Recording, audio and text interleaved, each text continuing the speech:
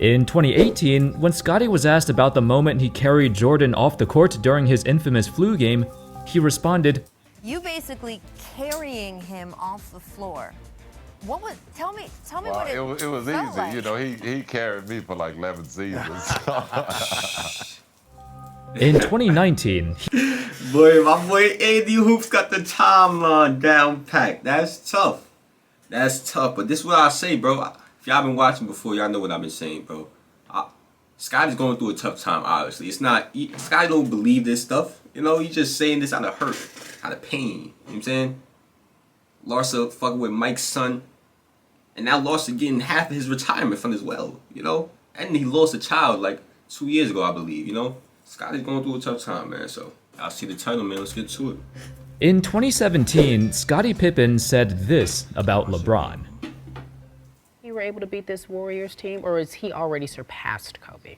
I don't think he's surpassed Kobe at all, no. And I don't think he should be compared to either of those players.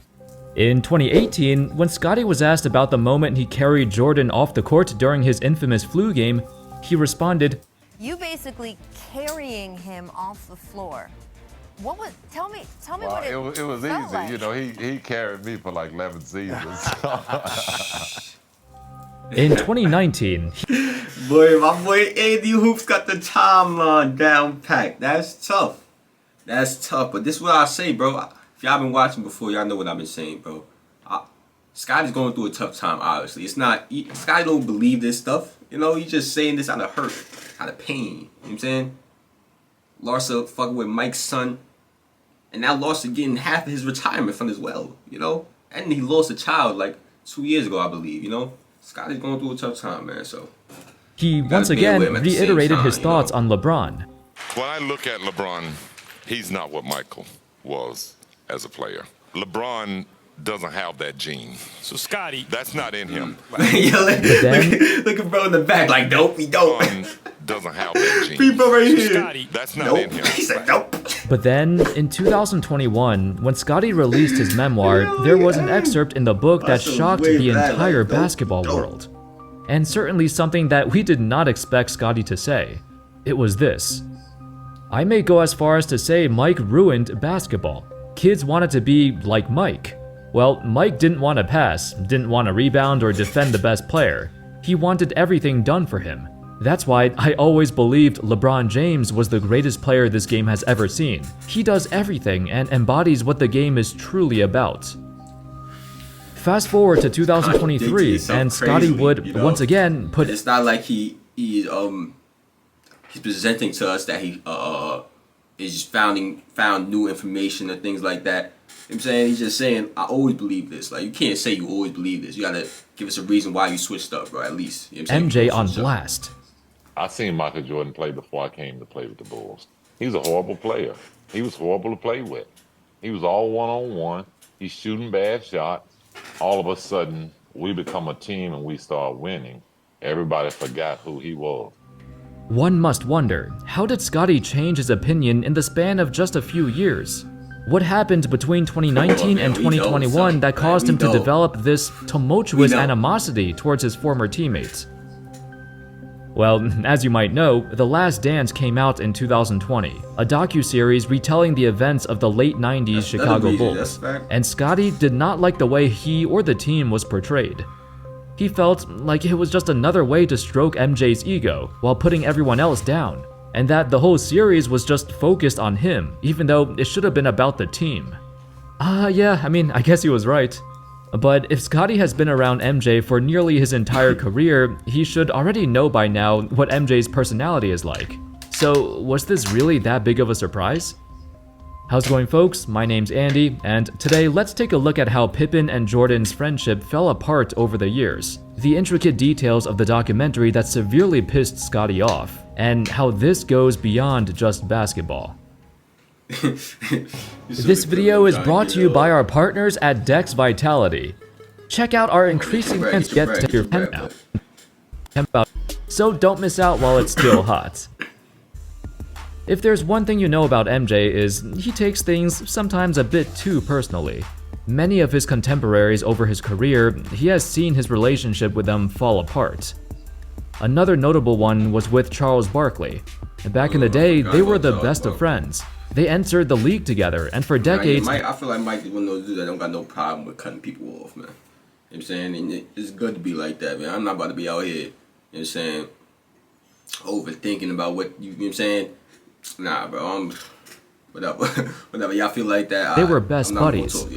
However, Chuck and MJ are very different people. Chuck has no problem cracking jokes and laughing at jokes at the expense of himself, but MJ is not like that.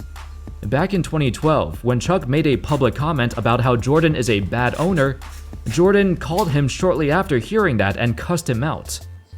Since then, they have not talked. I ain't gonna lie. For that, some simple shit like that, I wouldn't, cut nobody off. You know what I'm saying? You just tell me how you feel. Especially you being truthful with me. I can't be mad at you like that, about something like that, So I feel like Mike tripping on that, but In this case with Scottie, however, there's more to the story. It's more than just, oh, the documentary focused too much on Jordan. According to Scottie in his book, Jordan earned $10 million for appearing in the doc, while him and every one of his teammates who appeared in it did not earn a single dime. Nah, that's fake. In addition, that's fake crazy. Mike could have gave. I said this last time when I first heard that.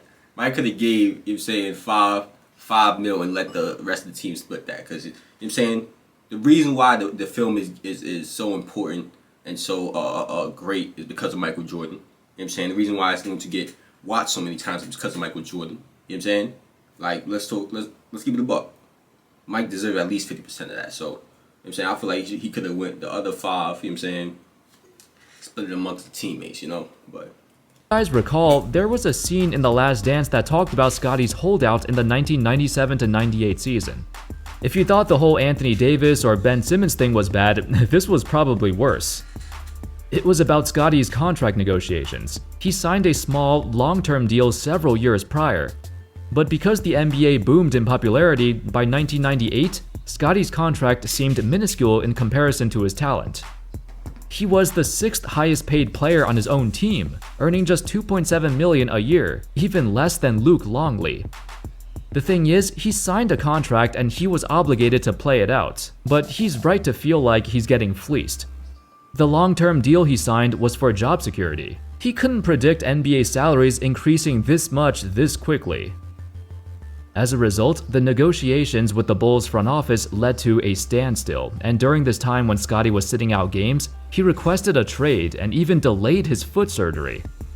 Jordan called him selfish because he was putting his own interests over the team's. They needed him out there, but he wasn't playing until his demands were met. This was mentioned in The Last Dance, and in response, Scottie talked about this in an excerpt in his book.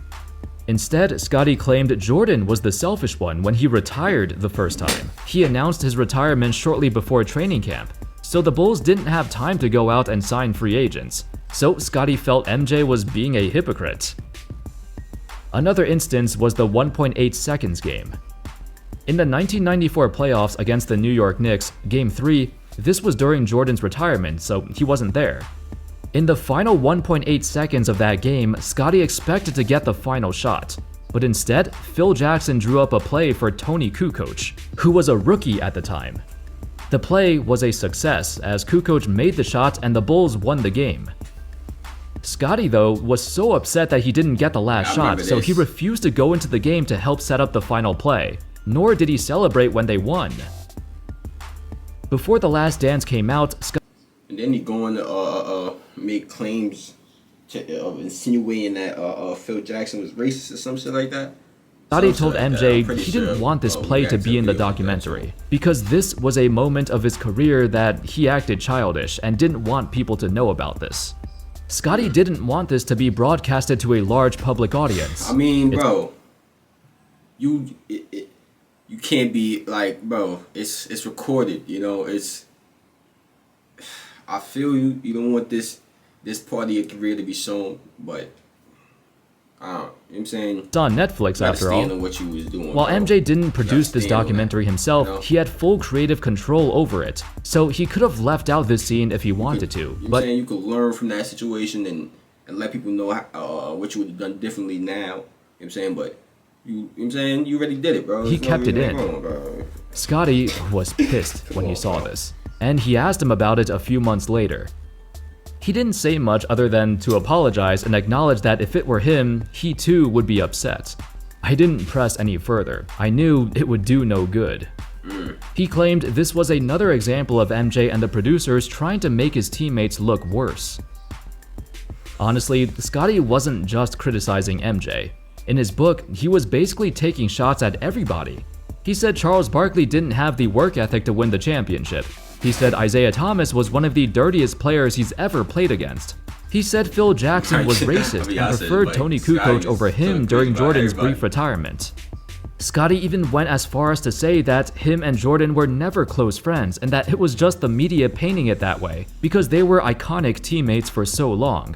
And this might be the most absurd quote of all time. Scottie said, "I've seen Michael Jordan play before I came to play with the Bulls. He was a horrible player. He was horrible to play with. He was all one-on-one. He was shooting bad shots, and all of a sudden, we become a team and we start winning." To make matters worse, Scottie and his ex-wife Larsa went through quite the messy divorce. It's crazy that you took this long to talk about this one, gang, because I feel like this is the root, you know?